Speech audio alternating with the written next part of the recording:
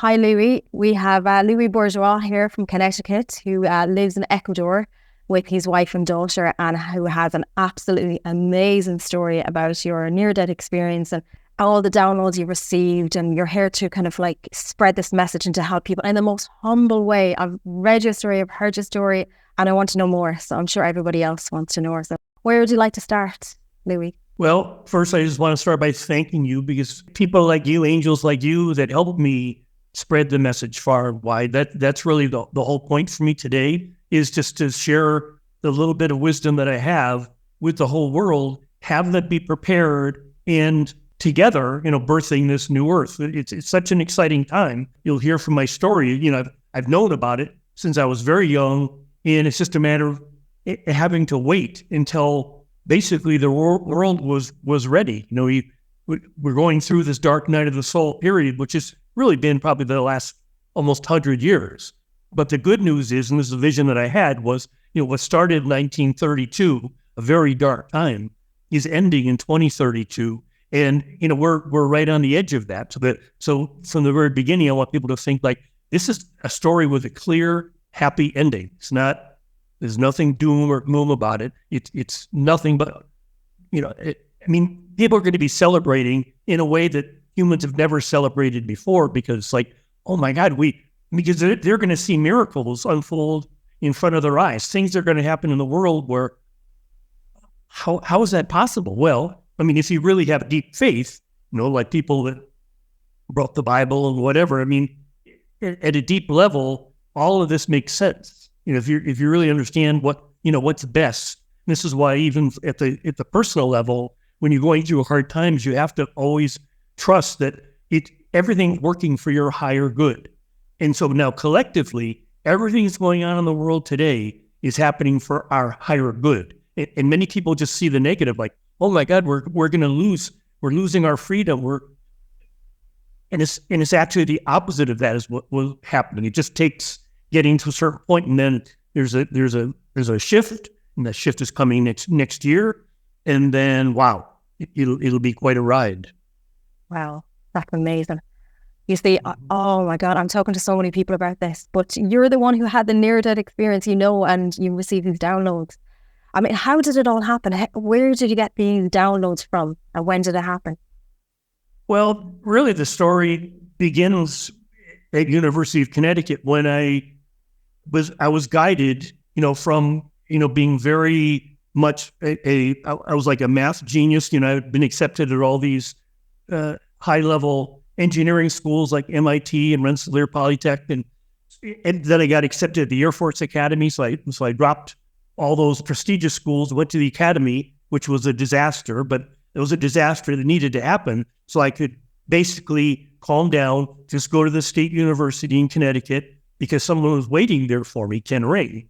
He was the one that was going to trigger this, and it happened during this death trance ritual where I'm laying on the floor and I'm suddenly going through this incredible experience, which some people would call like a Kundalini experience or whatever, but like my whole body was like vibrating but it felt like I was dying, which of course I wasn't dying. What was really happening is I was remembering my actual birth, coming through the birth canal, my face being crushed. And it was an amazing experience because it was so vivid and so visceral that I felt all the feelings that I was as a little infant coming out of my mother's womb.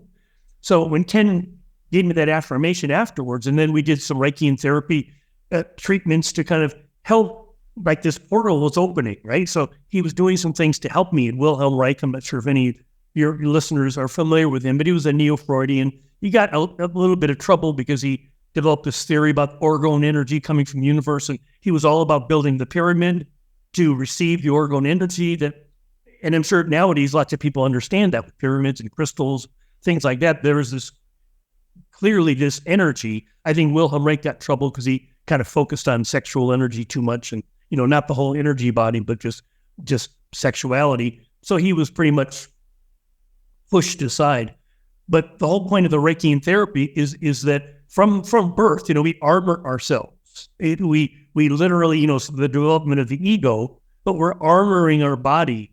So it's like, don't speak your truth. So you have like he basically worked on my jaw muscles, and it was excruciatingly painful just because I needed to scream. Just needed to just let out this animal like scream that basically would say no to all this conditioning, no to being small, no to just following, being a cog in the wheel, right? So that experience, like I say, opened a portal. Through that portal came this voice in the middle of the night when I was studying for an exam, and it told me that I had to leave my life as I knew it. I was engaged to a lovely young woman. I was half a semester away from graduating, and I just had to leave everything, get in my car and head west, and didn't even say where, west. And the fact that I was willing to do it, it took me 3 weeks to do good closure with Janet. We stayed friends, and we even tried to get back together again years later, but that wasn't meant to be. But the whole point, here I was 21 years old, and I was willing to do this crazy thing and just get in my car and head west. And it took a year and a half, actually, to get to San Francisco. Stopped along the way, just was a little bit, this is, again, part of the story that's really important. Always in the story, there's going to be what appear to be distractions, dead ends in the street. And so what I learned from the beginning was, okay, stop, wait. Okay, so there's this thing about, genius, the 4 stages of genius, which is preparation, incubation, illumination, and then expression. Okay, so this would describe my life. All of this preparation, but also times when I needed to just incubate, stop, and just wait for guidance, wait for the next step, whatever it is. So the next step was me running into this woman, Rena. So I had to be enrolled in this graduate school in order to meet her, because that's where she was teaching, classes in comparative Buddhist studies. So, which meant, of course, I had to go back to UConn to finish my degree, to get back to San Francisco to enroll so I could meet Rena. The whole point was taking this class with her, which I thought was a stupid class. I mean, I didn't have really any interest in Buddhism at all. And I'm sure I was sleeping in the back of her class half the time. It was difficult to understand her because she had a very heavy Indian, Burma, but heavy, really, she spoke English, but with a very heavy accent, hard to understand. So one morning, the same morning that I'll have that class with her that day, I had this incredible vision. I wasn't sleeping, but I wasn't awake. I was in between sleep and awake, just laying in bed. And I get this vision. I see the word OASIS. I see myself as like this guru, this spiritual teacher. I'm in a room filled with light. There's all these people smiling and everybody's happy. And it's like, oh my God, what a beautiful, beautiful vision. And I remember telling one of my 2 roommates, another fellow in the school, about it. And he got all excited, like, oh, that'll be amazing. We'll have this ashram. And he was into, like, I want to design alternative energy systems. And, I'll be your techie guy and you can be the guru. And man, it'll be amazing. And so we laughed, because, we're kids, but you just can't even fathom something like that being real. Well, then later in the class, Rena stops me as the class is ending. She says, I need to see you in private, please. And we're like, what the hell? Is she going to, slap me for falling asleep in her class? What's going on? And so that you know the story, obviously, but for some of your listeners that don't know it, I show up at her room Saturday morning. She opens the door. She lives in this tiny little room in the top floor of the institute where she teaches. She's like this saint. Lots of people told me about her, that she has healing powers, and she had all these devotees. And I thought all of that was like crazy. I didn't believe any of that stuff at the time. I just thought all these young kids are just goofy, wearing these Buddhist robes and just, pretending, they're so spiritual. And, I'm really always, I was a skeptic about everything. So here I show up her, I don't even knock on the door. I think I show up, she knows, she can feel me, coming. She opens the door, reaches up and touches my third eye, and this bolt of energy goes through my body, and I collapse on the ground. And I'm just crying like a baby. I'm just like, holy shit, what just happened? And she's holding me, rocking me. She goes, it's okay. I needed to tell you. I saw it in your eyes before. I saw the vision that you had, the OASIS vision. It's all going to come true. You have the brow of David. Your destiny is to become a great spiritual teacher. Like, this is like the the worst thing I've ever heard, right? And you think, oh, what great news. But I'm thinking, like, how is that possible? I'm still now 23 years old. I mean, I'm still a very broken human being. I had a horrible childhood. I had a horrible father, a not so great mother. And in fact, it's really interesting that a few months before I had this experience with Rena, my own mother betrayed me in a horrible way. And so it's kind of like I didn't have a family, right? My father and mother both just basically, which made me available for Rena to be the first real mother that would say, okay, here's who you are, and we're going to take care of you, right? And you'll see through the story, there's always these times where this love of God just would hold me and say, it's okay, you can't die, you can't even be hurt. The universe loves you so much that we're going to protect you, right? So here I am now 50 years later, and obviously it worked because I didn't die, and I had many opportunities to die, but I didn't die because I had a destiny. And I said yes. The whole point was when the call came to follow the voice, I said yes. And that makes all the difference, because I'm sure there's so many people that are on the spiritual path, but they haven't fully said yes. So they kind of go in fits and starts, like it works, doesn't work. They get stuck. And I've heard so many people, they say, I'm really stuck. And I could have thought at certain times I was stuck, but I actually never believed that I was stuck. I was going through some horrible experiences. I had to basically eliminate all of my karmic baggage, right? To become free, to become empty, to become the vessel that I am today. I had to no longer be Buzzy. That was my nickname as a boy. I'm no longer Louis, my egoic identity as a man. What I am is what I call Sun King. I just used a name that seems to be an energetic, powerful name, Sun King. It actually has to do with the Beatles, which we can talk about part of the story. But the Beatles in this third pulse, the Beatles were the second pulse. And they're 1967. So, and anyway, also there's A Course in Miracles that was coming through at that time, 1965 to 72. So there's this amazing portal that's going to come in my story. At the time, I'm only, 67, I'm 15. Anyway, I wouldn't start studying A Course in Miracles until 1986. My breakdown was 1985. But here I am now back in 1975. Holy shit. I have this destiny. How is it possible? And this voice came into my head very clearly. They said, if someday you're going to be like a holy man or, so good, first you have to be really bad. I'm like, oh, I can do that. Like that wasn't that. So I spent really 10 years, a lot of alcohol, a lot of drugs, a lot of women, moving all around the country, basically like seemingly like running away from my destiny. But it wasn't running away. It was just, I'm burning all of this karmic energy, right? I'm just burning it. And literally, you'll see when I had my near-death experience, that's kind of the whole point, is it's kind of like this alchemical process where you take lead and you burn it. You expose it to incredibly high temperatures and it turns into gold, right? I have this fellow I just met yesterday. He's going to come and move in, become part of the community here. Amazing young man, 29 years old. I'm so excited because I need young proteges. I need people that are going to carry on. I've got another 20 years perhaps, but 29 years old and he's on fire. He knows all the stuff that I know, and he's 29. That excites me so much that this is part of our evolution as a species. That's so gratifying to know. But it's not like suddenly one avatar is going to come and awaken the world. People are waking up all over the world. The young people, I can't imagine. Because at 29, I was such a dark place. But my first major death experience came at the age of 33. And I remember my birthday, September 5th, as you know. And I remember on that birthday, 33, I remember thinking, and I have no relationship with Jesus, but I just think in my mind, like, Jesus had a big event when he was 33, being crucified. I know something big is going to happen soon, like right after my 33rd birthday. Sure enough, 2 months after my 33rd birthday, drunk out of my mind, I had this incredible car crash.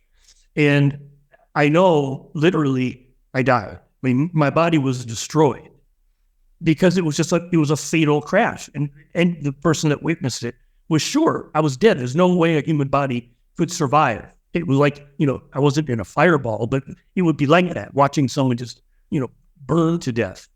And then you see them walk out of the fire like, what? How did that happen? Well, how it happened was that same embrace that I felt before with Rena, I'm feeling it during the crash. Like this love of God, the universe adoring me so much, is just holding me in this cocoon while everything's being destroyed around me.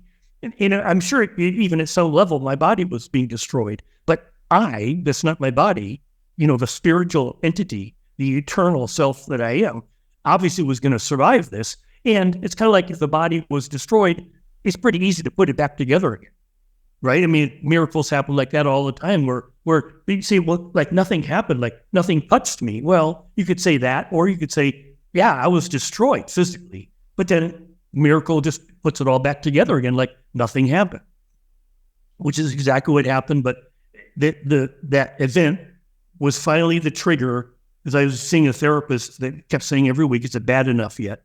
And even when I saw him the next morning, I still had the gall, the audacity to say, well, I'm not sure, but it was bad enough. I went back to my little shabby apartment and I just collapsed, like I collapsed with Rena. But now I'm on the floor by myself, sobbing like a baby, crying out to the universe, please, I surrender. I can't do this anymore. Please help me. And the voice said again, as long as you're able to do this, like surrender, you're going to be fine.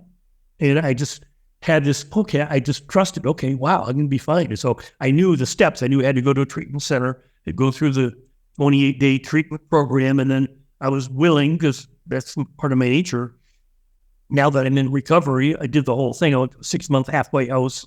I basically was ready to reboot my life. I knew I couldn't go back and be anywhere near my mother or my father, any of my toxic family. So I had to move to a new place. And this is where near the end of that 6 months, my counselor was saying, you don't have a plan yet. You don't have a job. You don't have where are you going to go? I said, I'm not sure, but there's this whole health expo coming to the city the next weekend, and I know I'm going to get some information there. Sure enough, the first day I saw all these cool spiritual people. They all lived in the same area up in Northampton, Massachusetts, Amherst, Massachusetts.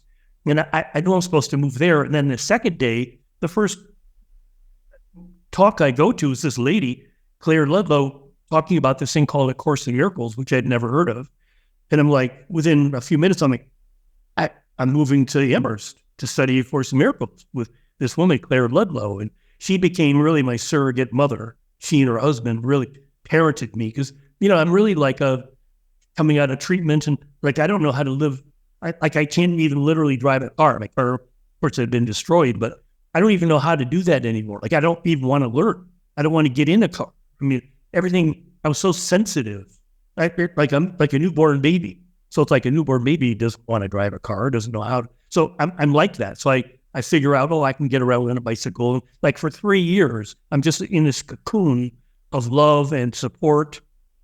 And it was actually during that time, near the end of that, because I had made a thing in my mind saying, well, I think 3 years I need that cocoon. I won't do anything. I won't make any decisions about my life. I'll just be here and study with Claire and receive all this love. I was going to AA meetings all the time. And, those are the people that in your circle that know about 12-step. It's a very welcoming, nurturing, place to go. It's a good place to practice public speaking, which I was always happy to get up and tell my story because it's part of that cathartic process of growth is just letting it out, especially in the beginning. I mean, I cried every day for 3 years. In the beginning, I played like Ave Maria or some really beautiful piece of music in the mornings. I was always praying. I had learned this 3rd-step prayer, which is a very beautiful prayer about offering your life to God in service. And I would just cry. I would cry for a minute or 30 seconds, just releasing 33 years of sorrow, of the human experience, which for so many people, it's so painful. And the lucky ones are the ones that access that pain and they find the loving support they need to heal that. And eventually, I don't use the language of healing anymore, but I know people in the early stages, they need healing. And eventually they see it as transformation. Like the whole point was to become, the butterfly that you're born to be, so the whole point of everything that happened with me was to eventually, receive fully this new identity that I named Sun King, and realize what my true relationship is with God, with the galactic center of the universe, and the world. Because the whole point of my whole life is this teaching that our function, like Eckhart Tolle would say in The Power of Now, our function is to be a portal between what he calls the unmanifested and the manifested world. So you could just say between eternity and the space-time world, there's a portal, and that portal is you. And so like Course in Miracles, the whole thing that the Course in Miracles teaches is there's one lesson that's repeated 5 times. The only lesson that's repeated more than once. And it says, I am the light of the world. And in our first year, you go, wow, that's really cool. And not having any idea really what it means. But it means like what Jesus was teaching when he said, when thine eye becomes single, thy whole body will be filled with light. And this is what enlightenment or awakening literally means. You get filled with light because light is the portal between the space-time world and the eternity, the universe, right? I mean, Albert Einstein, he discovered that time and space as we know it has a membrane around it, and that's light. That's why when people die, they see the light. When, they used to always use the symbol of a halo for people that were awakened to their spiritual truth or whatever, a halo. In modern times, you use a light bulb, but so literally there's light. I wrote a book back when I was 28 about the great aha, genius, creativity, and God. And it was all about that. It was all about the relationship of light, space-time world, and eternity.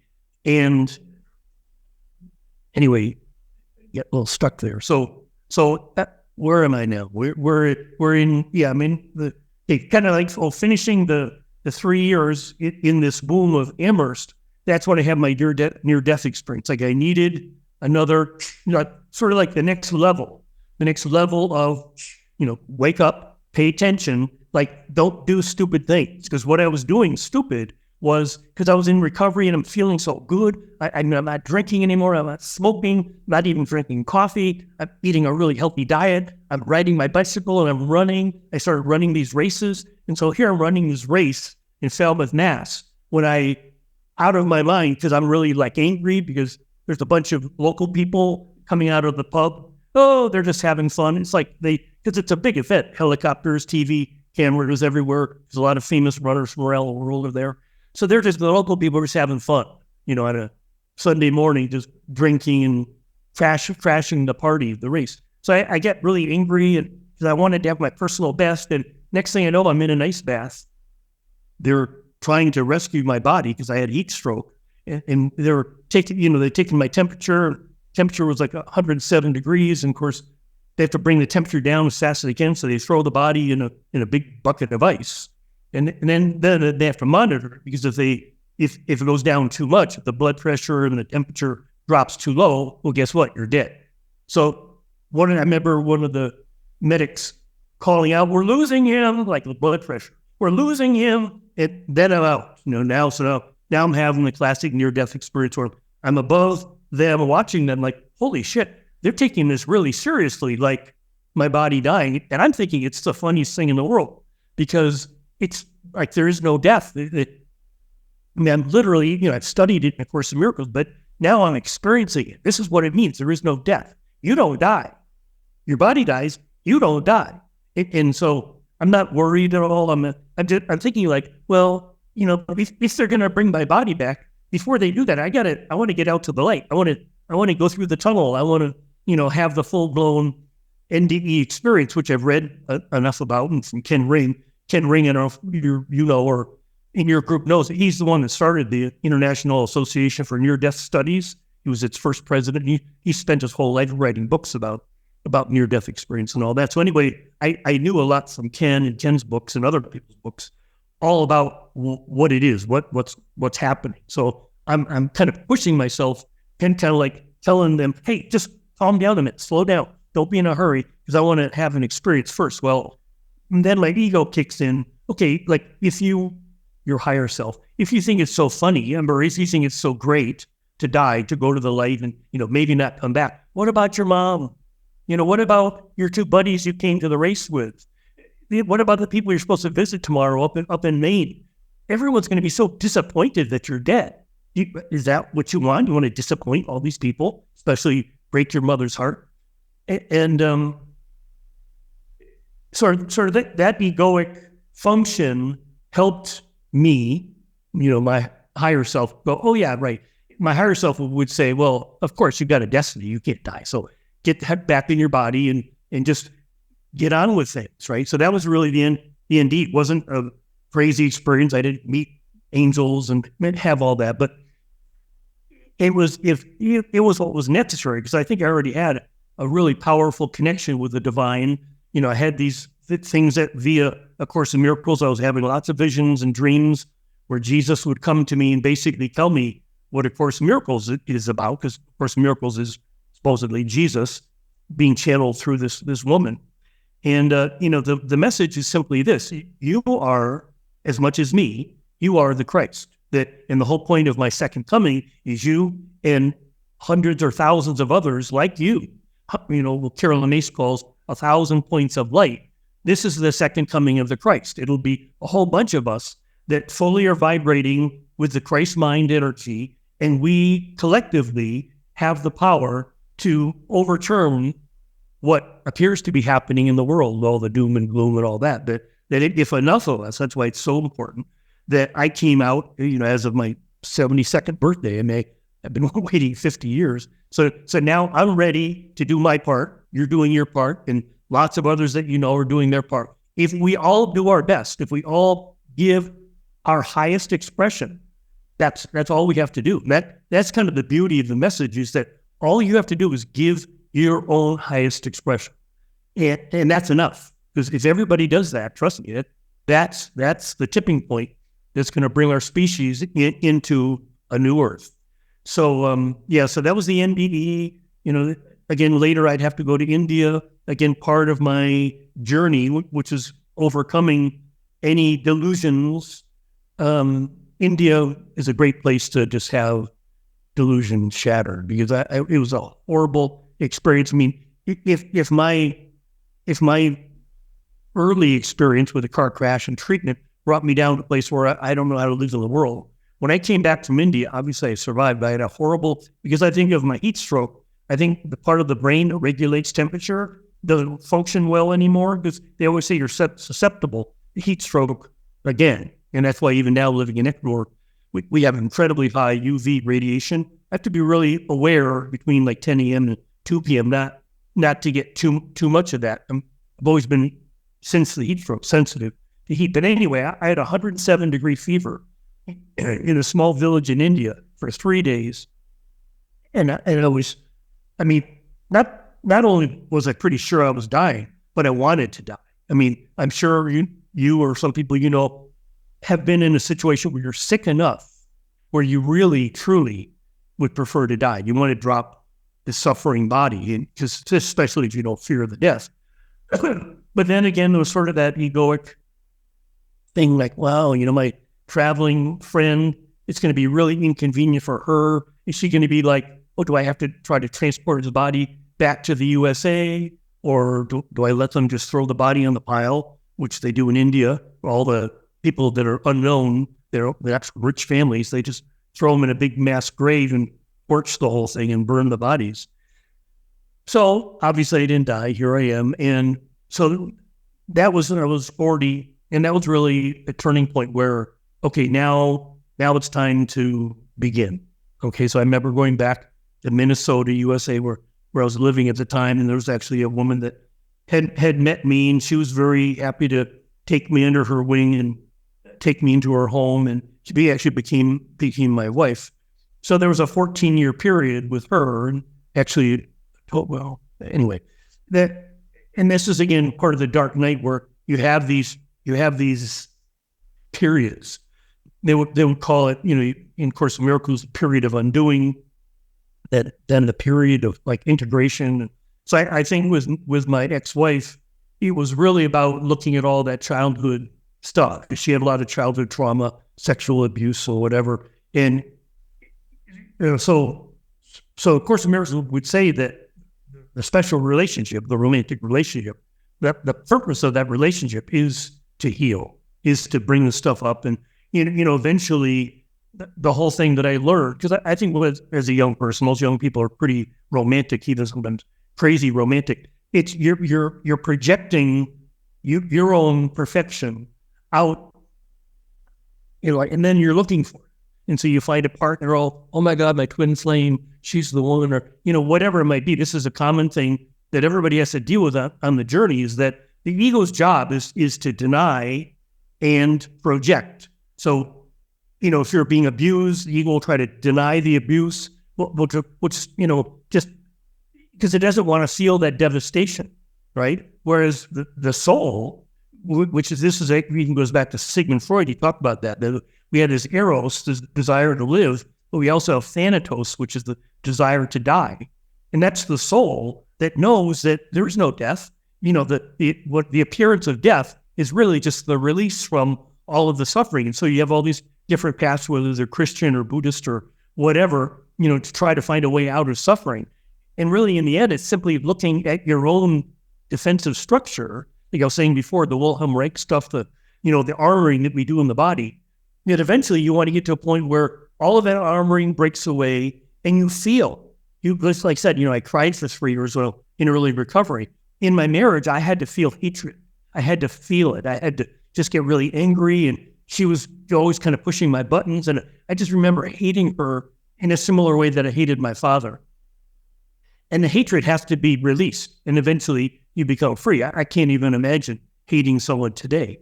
But back then, it was really important that I found someone to hate. So, of course, Americans would say that special love is really special hatred in disguise. It's like a mask that you put over, like, oh, I love you so much, when deep down inside, what you're really saying is, I don't love myself, so I'm going to project my need to love onto you, so I love you. But since you're disappointing me, because you're not really perfect, now I hate you. And eventually you get divorced and you realize, wow, it wasn't really her. It was, you're projecting all this self-hatred onto this person. And that's the purpose of the relationship. So you can see it and then see how ugly it is.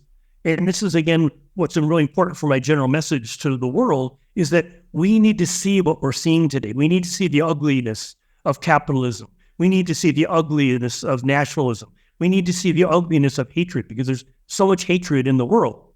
The point is to see it. And that's why the process we're going to go through beginning next year is going to feel like anguish, like it did for me. There's anguish because you're realizing something, because there's many people that are living a lie. They're not living the life that I'm living or you're living, and other people if you're really on a spiritual path, you're not in a confused, dark, angry place. But there's a lot of people that are in confusion and darkness, and they have a lot of anger and a lot of fear. And so that it has to be released. And so how is it released? Imagine like this catastrophe. I mean, one of the things beautiful about catastrophes is it brings out the best in people. There's something happens and you're like, oh my God, all these people are dead, or they're also wounded. I mean, some catastrophe, this is where people become angelic, because they realize that the purpose of life is to help, is to serve, is to be useful, right? So catastrophes are always, blessings in disguise, right? No, I 100% agree with that. And God, your story, Louis, when you were talking about going back there to Rena, very emotional when you were talking about that story, like very emotional. And when you were talking about her tapping your third eye like that, I was just thinking about a friend of mine who went to Egypt with an Irish lady who's been going there for 20 years, and she went with an Irish group, and they went off the beaten track. And the guide there, the Egyptian guide, said, there's a psychic guy or a healer, in the town somewhere. Do you want to go and see him? And it wasn't even part of the itinerary at all. But all these Irish ladies just went down and saw him, and he tapped her third eye, and she had a kind of a similar experience to you. And I was telling her about you. She practiced the Course in Miracles as well. So how do you feel about A Course in Miracles now that you've had, your NDE and everything? Yeah, well, I always believed that it was an instrumental part of the second coming, which is really what we're doing right now. We're coming to the crescendo of the second coming this next year, and then the next 7 years will be the completion. So 7 years, and if you look at biblical prophecy or whatever, there's talk with people that there'll be from all kinds of different angles. There'll always be this focus on this 7 year period of redemption, okay, that we're going to go through collectively. And I know from my own experience, I had to go through that. My dark night of the soul was 21 years long. Now, because we're accelerating, it doesn't have to take 21 years. It's going to be 7 years. But it's going to be a dark night, which, again, if you go into the dark night with your eyes wide open and you know what's being offered to you, then you're going to just go in willingly, happily, just bring it on, bring it on. So I hope, this is my hope for most people, that they say feeling stuff, or it's like, get ready to die at a level you've never experienced before. I mean, you don't have to drop your body, but many people will drop their body. For them to really have this experience, they need to drop the body. But if you're prepared, if you've done your preparation and you're ready for illumination, right? That's what I said, this whole thing of genius: preparation, incubation, illumination. Okay. And then, like, one of the things that I knew initially in my 21 awakening, and then the thing with Rena, is that that the whole point is the final stage, expression. So you've got to prepare yourself. So, like, for instance, I started journaling when I was like 23 years old, and I've been writing all my life, and I've written a whole bunch of books. I'm a really good writer. Well, because of AA, 17 years in AA, I became a pretty good speaker. I can speak with emotion. People say, wow, you're so authentic, because I don't pull punches. I talk about, especially in AA circles, I don't want to do it online too much, but some really dark stuff, things that I experienced. And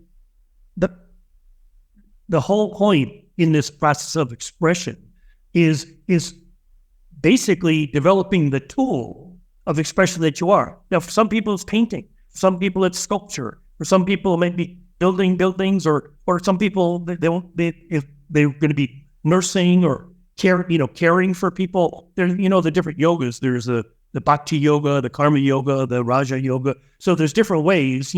We have these energy centers, and it's kind of like at each level of our energy body, there's a way that will best be expressed. And so for me, I think it's mostly the fifth chakra of just literally expressing via words, in writing and now in speech, speaking the truth. Some people that aren't, attracted to that, they'll put it into other forms of art, or they'll just develop an appreciation of nature. You can think of some of the saints that were all about nature and animals, and just, so you're drawn in some way for your life to become a mission of service. Because this is, again, I wrote this in one of my books, so I guess third pulse, the last chapter. It's kind of like the different, what happens in a new earth is that you find community, you find your means of expression, you become very adept at self-care. I mean, you have to care for this device, because, again, the body and the person is this communication device. And so caring for the body makes a lot of sense. A lot of spiritual paths kind of just deny the body. You're not the body. Just forget the body, throw your body in the ditch. I don't believe that at all. I always believe what A Course in Miracles was saying, that our function is to literally birth this new earth, or create, in more Christian terms, heaven on earth. That we're, there's the end of A Course in Miracles where Jesus says in the final benediction, through you is ushered in a world unseen, unheard, yet truly there. And so that's this whole idea about, being a mouthpiece for eternity, which people can't comprehend. I can't comprehend it. You can't comprehend eternity. But if you serve as a portal for eternity, you'll bring eternity into the space-time world in forms of love, compassion, creativity, enthusiasm. I mean, these are the forms of expression of this energetic principle of light, and the infinite power that's available to us. That's why, the way in which I became a powerful spiritual teacher was because I spent 50 years developing the craft of expression through my writing and through my speaking. Again, other people have I have no technological knowledge at all. I was just reading someone talking about the different types of starseed. Maybe some of you people talk about starseeds. So they were saying like the Arcturian. They're saying the Arcturian starseed type. They're really good with technology. They love technology. Whereas I think I'm more Orion. I mean, do you know the different star seeds? And when I just heard this lady talk about these 5, I thought, well, yeah, I think, because they say, well, Orion's about order and logic, being able to understand things and articulate in a logical way. And also part of the Orion starseed is to lead by example. And that's something that I feel more than anything is that what I'm called to do, and I really sort of become that in this place where I am, it is a living example of paradise. And I'm sort of a living example of an awakened being, but one that lives in a Taoist paradise, which is all about harmony, balance. It's not crazy stuff. It's like looking at a stream, looking at the rocks, looking at just, the fact that I live in a place where there's 12 hours of daylight, 12 hours of night every day of the year. I live just south of the equator. And this is something that, as part of my message to people, if there's a way you can get out of the Northern Hemisphere, you might want to do it, because the Northern Hemisphere is where pretty much most of the trouble is going to happen. That's where 95% of humanity lives, north of the equator. 5% live south. So I remember from my time when I was a kid, I remember thinking of, where do I want to live someday? I think I want to live in like Wyoming or Maine. I looked at the different states in the USA where the population wasn't increasing, where if anything it was like declining. Everybody's moving to the cities. Everyone's moving to the coast, California. I wanted to go hide out in the mountains in Montana. Well, I found even a better solution here because, like I'm saying, 2 degrees south of the equator, there's very few people in South America, Africa, and Australia. But that's where all the population south of the equator lives, pretty much. And there's other things that I'll talk about if you or your group is interested about, particularly about Ecuador and about Inca Trail. And I really see this place as sort of a new epicenter of spiritual power that used to be kind of focused in northern India and Tibet.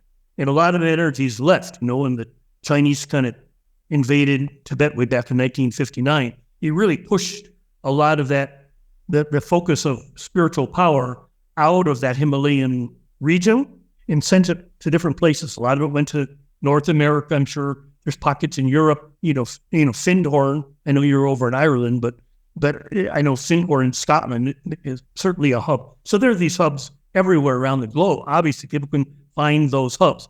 You don't have to move to Ecuador. But all I'm saying is that during this process, there will be certain locations where it's uber safe. It's uber, like the energy balance is such where it's not going to get upset easily by either earth changes or human. It could be that this thing that I call the third pulse. I mean, do you want me to talk about that now? Or actually, you were saying there that you had you foresaw the kind of prophecy about what's going to happen up until 2032. So it'd be good to know what's like how people can prepare. And you were saying that you have that retreat there in Ecuador, which sounds absolutely amazing. I'd love to go there. I know that for me, who loves traveling, I'd go through Peru up to the Galapagos Islands and up to the highlands to you. And you were saying you have the retreat, the teaching center, and a pyramid and everything there, which sounds amazing. So how do you foresee this whole prophecy playing out in the next 7 years? I know we talked about it beforehand. You were saying that it's nothing got to do with fear. It's a better world, Right. So I think the reason that I chose a number, maybe 20 years ago, that's when I had the clear vision about 2025. That's why I, wrote this book. And the vision was basically seeing the last 100 years of Homo sapien. That Homo sapien had a job to do, and the job, which was done beautifully, was to develop this means of communication where there could be a global download that everybody could receive in the same moment. Similar to what the Beatles did in Second Pulse. It was the first time that the BBC used satellite communication. 400 million people around the world, the first time ever, received a television broadcast via satellite, and they had the Beatles sing "All You Need Is Love." I mean, that was a really pivotal point because of the technology that Homo sapiens developed. And obviously, Homo sapiens continued developing this technology to this place of more or less perfection now, where almost anybody on the planet has access for free the internet, more people don't own their own devices, they go to libraries or whatever. But I mean, more or less, the vast majority of the population of the world has access to like what's happening right here. So this is part of that message. Now, so the download, I don't think it's going to be one particular thing, but I would say that everything that I and others like me are saying, and there'll be a consistency. That the message has to be clearly positive, like infinitely positive. Like there's nothing to fear. That what is coming is incredibly beautiful, and if you're open to it, it will transform you while staying in your body, in your person. But your body and person will become transformed to become exactly like my body and person, where you become a beautiful communication device. And if you're able and willing to fulfill that function, that not only will you be, saved, but you will be infinitely embraced. Like everybody that's doing the thing that I'm doing now, everybody that's willing to engage in that, they're going to have a really good experience. I mean, it's really going to be amazing because they're riding. It's kind of like if the tsunami's coming, grab a surfboard, ride it. Don't fight against it. If this wave is going to happen, go with the wave. So what I would hope people, anybody that's listening to you or the other, I'll always try to bring up the same point. Listen to what I'm saying, the same way the voice talked to me many years ago. Now I'm that voice. I call it Sun King. I'm not God, but I'm a direct transmitter of this energetic principle. Some people call God, you call it's a galactic center, whatever. There's this place in eternity where everything arises, right? All the energy, call it a massive black hole or whatever. That's the galactic center, is that, right? Well, out of that black hole, I mean, it's sucking everything in, right? But guess what? It's also pushing out this powerful being. This is how the new Earth gets, right? The old Earth gets sucked in, and then the new Earth has to come right out. You can't stay in the black hole. The black hole is this energetic principle. It's not a thing. It's not a place. It's just this energetic. And the universe is doing this all the time. It's flipping energy.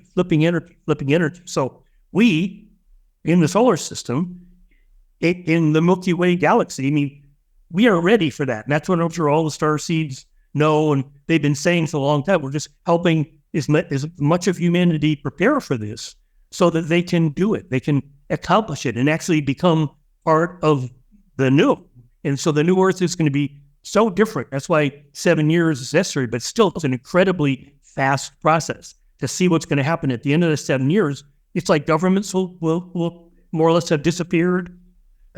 Corporate structures will have disappeared.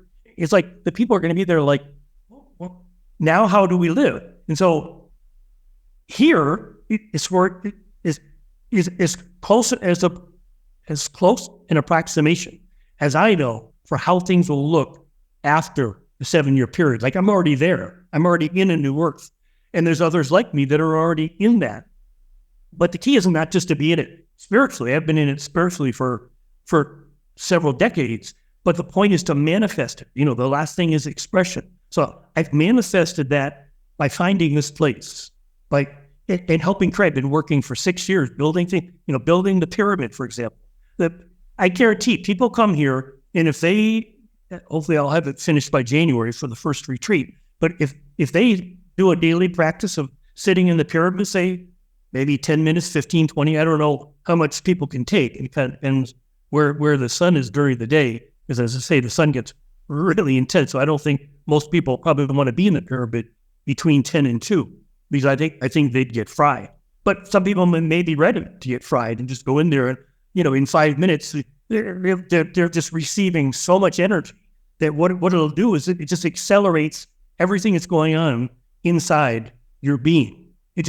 So that's what we want. We want this acceleration, because a lot of people, they didn't, or they don't have 50 years like I did to get from the first illumination to, they have like 7 years, or maybe they have 7 months, or maybe they have 7 days. But it's possible. This is, again, the idea, the principle of acceleration, that if you trusted it, that every individual, it's simply their willingness to go, yeah, I'm ready. I bring it on. Now, like I say, it could kill you in the sense that you could just have a stroke, right? Receiving that much cosmic energy could literally, because I thought at the first time, I think I was 38, the first time that when I received it from Rena, that was one thing. But the first time I was 38 and I was in a church, and the first time I just kind of dared to express this energy, it was amazing. I really, truly thought I had several people help me by anchoring me, because I really thought that I was just going to fly off into the cosmos. I mean, the energy, the minister of this church was telling me there's like blue sparks coming out of the ends of your fingers. Like there was so much energy going through you. I mean, it was amazing that it didn't kill me, because I was only 38. I wasn't, see, now that same energy is in me all the time. It doesn't feel weird. It doesn't feel, I mean, I get a little excited. I'm sure anybody, watching me would go, wow, he needs to like calm down. But the energy itself isn't calm. The energy is like explosive. It's like, pay attention, listen to Louis, listen to Sun King. This is really, really important. It's like, so I think my personality is such where I hope for certain people, I inspire them. I don't like, I've seen people say, oh yeah, I couldn't watch. He was too crazy, too egoic, so that's their own resistance, right? Their own interference pattern, judging me. And then they can't hear the message coming from me, which is great. There's lots more of me's around the globe. So you find one that has the energetic. I just want to say, Louis, that I actually read your chart beforehand. Remember, we were talking about it, and you have the Super Galactic Centre guiding you, Venus in the first house. So of course you're going to come through comes through your personality like easily, and you are very raw. And I did ask as well for people to come to me with this message who are very raw and real and not in the ego, and you just laid bare all your emotions out there, and it's authentic, very authentic. So I think, and you said you wouldn't have got this message back when you're 30s, 40s, 50s, like now is the time to receive it. So you're humble and authentic. And I think a lot of Europeans will be interested in going to your retreat, definitely, because it's in Ecuador, and the pyramid that you built, and the retreat center, and the teaching center, and all that.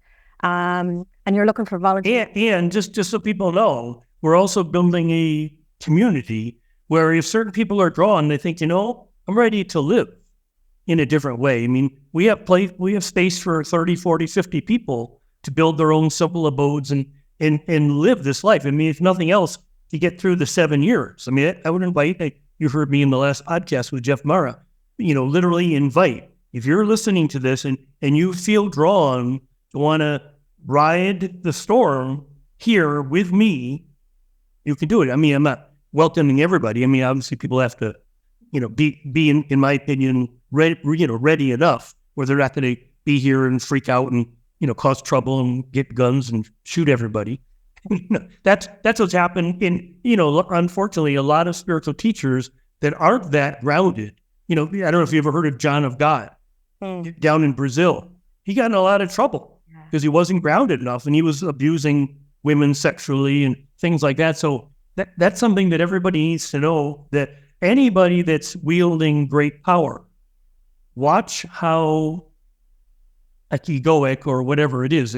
If they're talking in any way like, oh, I'm the one, or, you need to, when I was much younger in the process, for example, I remember telling a woman, if you just, my energy body is so powerful and so pure that if you just lay with me, my energy body will inform your energy body that you could have miraculous healing, whatever. Well, it was really stupid, right? It was really immature, and I didn't hurt anybody by it, but definitely I still had my sexual, whatever, that addiction part of me, not yet nearly. So it's a lot different being 72 than being 52. And I think a lot of spiritual teachers who are men or in their 40s and 50s and 60s, it's likely they're going to have trouble with money, sex, power, whatever. It's just, so, again, that's why I think I told you my first teacher, Claire, she helped me in so many ways, but probably the biggest way she helped me is by giving me this mantra: pray to stay small. Like, you want to be as small as possible. You don't want fame. You don't want fortune. You can't want those things, because those are going to be interference patterns that's going to taint the message. So, literally, that's why my guidance wouldn't let me start until I was 72. And I have a wife and I have an 8-year-old daughter, and I'm in this place. I'm never going to leave Ecuador. I'm not going to, if Oprah Winfrey called me up, said, "Oh, I want to have you on my television show." It's like, sorry, I'm not going to do that. I mean, I know enough to know that road is not the road I want to take. I mean, I admire someone like Deepak Chopra because I judged him for years as just being in it for the money, but he's actually the real deal. I like what he says now. He has a really good message about our relationship with God and all of that. So yeah, there are definitely our masters who have weathered the storm and got to a place where they're pretty much immune from the human frailties that bring so many down. And so yeah, I mean, by far I see it. Then see, the thing that's really great is if I talked about Louis, my body or my person, there's a certain level of perfection in that mechanism only because my energy body, the Sun King, is giving such good energy to my body and my person that I don't have emotional imbalances. I feel feelings, but I don't have imbalances. I'm not like depressed or anxious or any of those emotional sort of conditions that plague people. They can't exist anymore in my body because of the energy. Likewise, my vitality is perfect. So, I don't know if I've mentioned before, not here, but maybe you've heard me in another podcast talk about biodenza. So that's just an interpretation of the energy body from this Chilean psychologist. And I think it's very useful. Instead of talking just about 7 chakras, he talks about 5 life forces. That we have vitality that's in the first chakra, sexuality, obviously in the second and third chakra, affectivity, which is anchored in the heart chakra, creativity, and then divinity. So these 5 life forces, you want all of those 5 life forces to be powerful, to be strong, but also balanced, right? And this is again where people, if they're not balanced, that's why I always tell people the best thing you can do is focus on your creative expression, fish chakra. Because you want to be expressing there. You don't want to be expressing as much from the first and second chakra because that's sort of your root. That's your balance. That's where you want to sort of be anchored in the world. Even affectivity. I mean, you see me cry, when I'm with my daughter. I mean, I cry a lot. If I hit myself with a hammer, I scream like bloody murder. My wife just knows to ignore me now when I start screaming just because you feel it. You feel pain. Maybe it's not anger, but it's pain. But yeah, I just go crazy for a moment because that's the natural way to be. It's the way a child is. They just feel their feelings and then if I watch my daughter get really angry, 5 minutes later, she's whistling and happy and because she's allowed to express it, which is really important. So that would be, you know, always my advice to people is to really look at the simplicity of this process. Because if you see the energy body and you look at these five life forces, I mean, everybody's aware of them. I mean, maybe the one that's difficult to talk about is sexuality, but everybody knows how important vitality is, and everybody knows how important it is to feel in your heart. And I think everybody would accept that it's really important to be creative and speak your truth. You know, that's a big thing just for people to get to that point where they're not armored and they're willing to say things, even if somebody might not understand or judge them for saying it, they say it. So that's where people say, "Wow, he's really authentic." He'll say things that maybe most people won't say because they'd be embarrassed, or they would. The biggest thing, this is what I said earlier about the ego. The biggest problem of ego is that it denies and projects your own divinity. So people believe in angels and gods and all that simply because they're projecting their own divinity, and they need to understand it in a way. So they project it as these other entities. Now, the entities may or may not exist. It doesn't even matter so much. You know, you could say at some level you don't really exist, the body, because it's temporary. So, but I think most people, and I've got a little trouble for saying this because a lot of people, you know, really want to believe in their angels or their spirit guides or whatever. Because I know somebody asked me that before, like, so what is this voice? And they said, you know, it used to, for a while, it was God, you know, Father God. And then because of Course in Miracles, I started calling it Holy Spirit. And then I really developed a relationship with Jesus, my brother. So I started thinking myself brother to Jesus. And then eventually it evolved into the Sun King, where it's no longer labeled by any Christian or Buddhist or whatever. it's just more about energy. It's about the universe. And that's why I kind of adapted my whole philosophy around Taoism, because most people would agree, yeah, nature is beautiful. Nature, you want to sit by a creek and you're feeling the energy. And I mean, everybody agrees nature is good, right? So if we can just become a nature-based, theology, that would really work. And that's kind of the way it was for the Incas. I mean, they weren't that highly evolved. They sacrificed children and all that. They were still working out karmic stuff. So it wasn't like they had it all. But most of these indigenous pagan religions, they're worshiping energy, worshiping the sun and the moon and the stars and the oceans and the mountains. And so I've always been drawn to that, because I always knew that it wouldn't be something that one day I'd reject. The way for a while, Father God was really important to me. But then after a while, it was kind of silly. Like, he's not really my father. But I understand the principle, that Jesus talked about, for the Father. But you could say the same thing to say everything arises in eternity, and it's seeking the portal, which is you. So this is why, of course, in Miracles it says you are the light of the world, or you're in charge of the salvation of the world, because it's the world you created. And the world you created might need salvation, but you're the one that's going to do it. I mean, obviously receiving the energy from the Galactic Center, but you're responsible to clean up your own mess, right? And this is what I would say to anybody, even if they're getting prepared to come down here for a retreat. I've got this little process where, people need to do this preparation.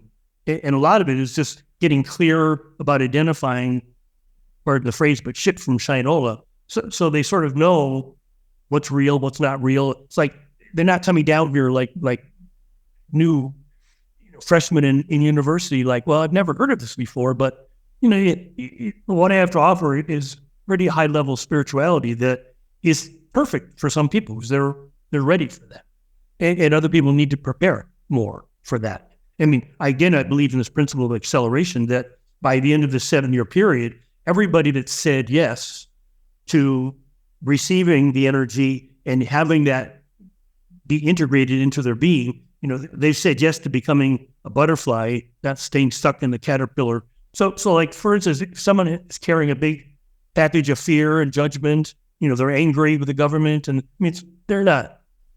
I'm not interested in sitting with them, because it's just like they're like children. They're still like, hey, I'm mad at daddy. It's like, you have to have done your daddy work and your mommy work, and really being in a place where that Eckhart Tolle described very clearly in The Power of Now, right? Maybe in his second book, The New Earth, but that you're able to look at everything with acceptance. Doesn't mean you like it, but you can accept how the world is, and then you're willing to step into appreciation. Like, you appreciate. And this is something easy for me to teach people if they need to complete this forgiveness process. I wrote a book, just basically these 5 stages of forgiveness, but eventually forgiveness comes down to one thing. This is one of my favorite little word play things, is that you come to see the world as a place for giving to, not a place for getting from. And that's really key, because everybody's troubles come to, they think the world's supposed to give them something. And they're still in this place of neediness, where I see my world, I see the relationships as responsible to give me peace, give me happiness. It has to come from inside you. And then it's yours to give.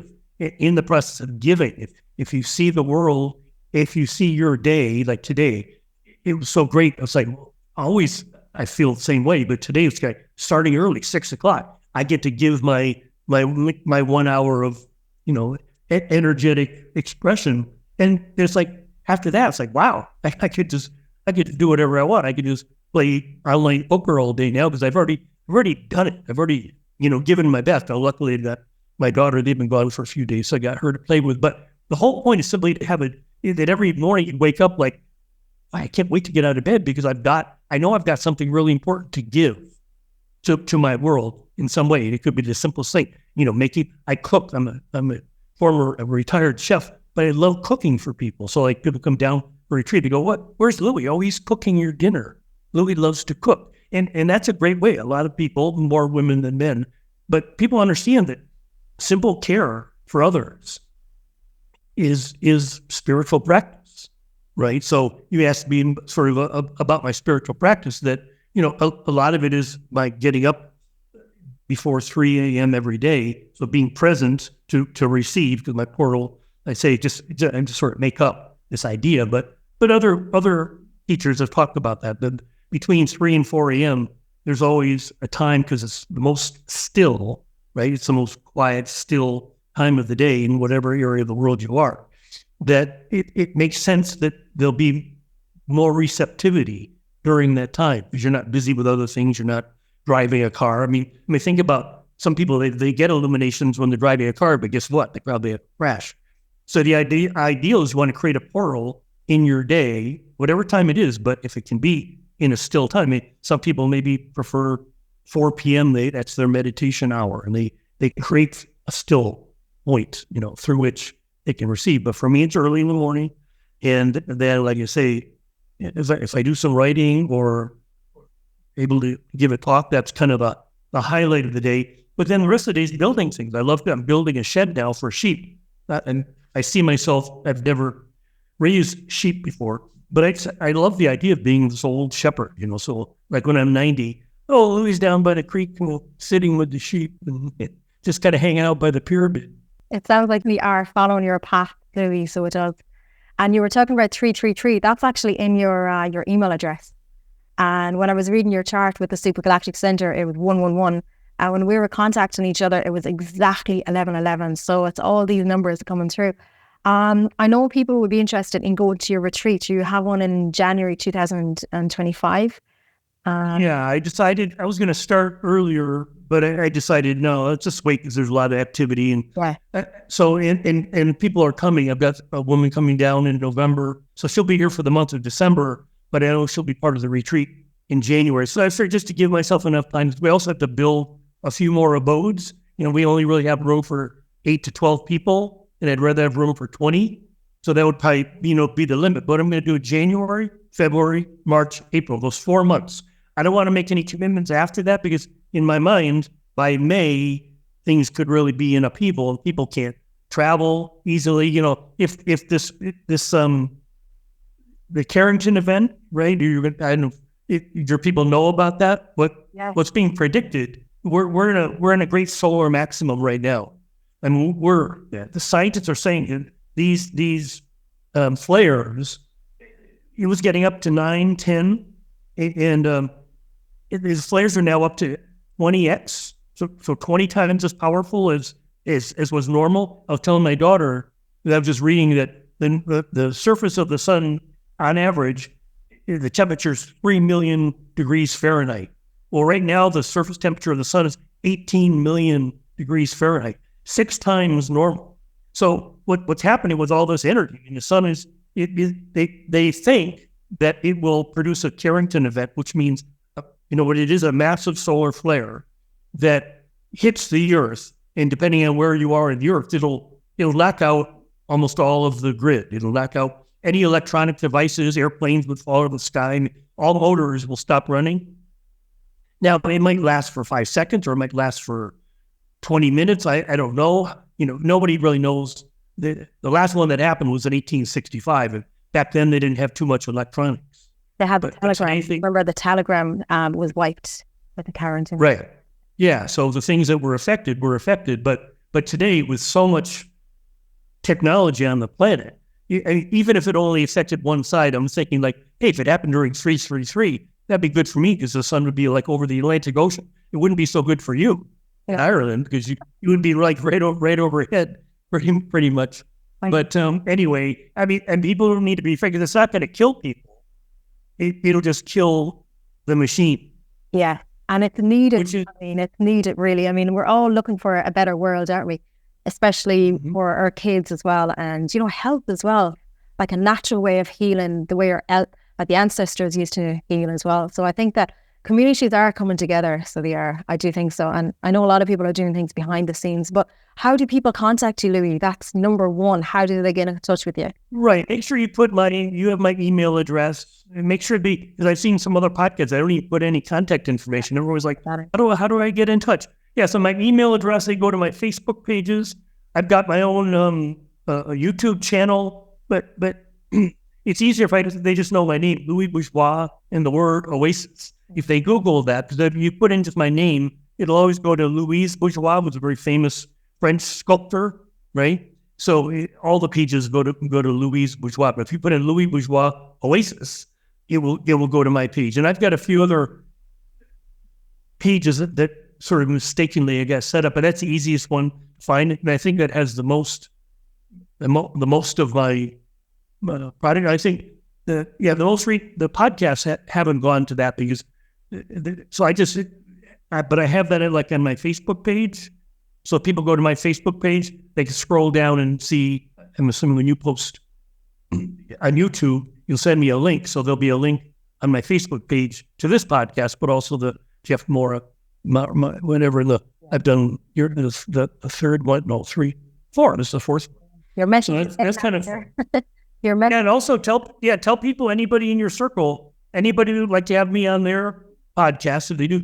I mean, that's really what I want to do, because I like speaking. It's a lot more effective than writing. Nowadays, most people don't want to read books, but you don't need to read this book. This book, even though it's only like 30 pages long, I tend to write really, really skinny books. Nowadays, everyone's going to share information electronically. So, but if people want any of my books, I give away my books, electronic versions of my book for free. So they can go to lulu.com if they actually want to buy a book. But lulu.com also has ebook, but it may cost like $6 for an ebook, but they get it right away. But I can just give them the Word or PDF file for free if they want. So the only one I don't have, for some reason, my most important book, I say, that are sort of helpful for people to want to understand, the process, what's going on now. Because I'd say the whole thing was 4 stages. This is just using the medicine wheel to describe the 4 stages of life. And, we're going through this dark night of the soul.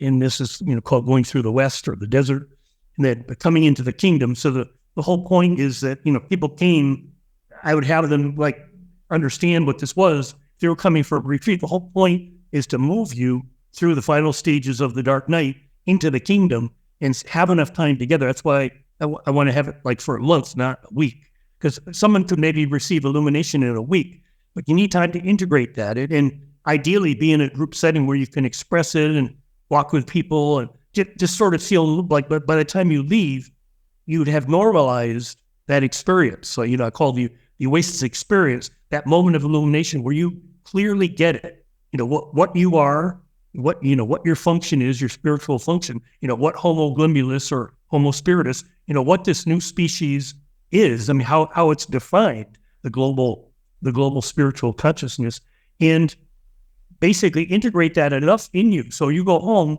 and you're not like, oh my God, I miss Louis, I miss Ecuador.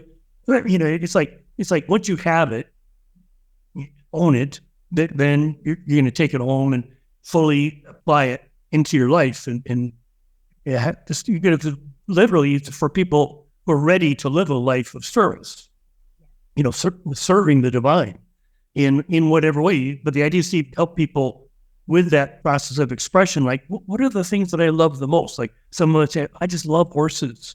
Okay, you could do it. You could be like a horse doula.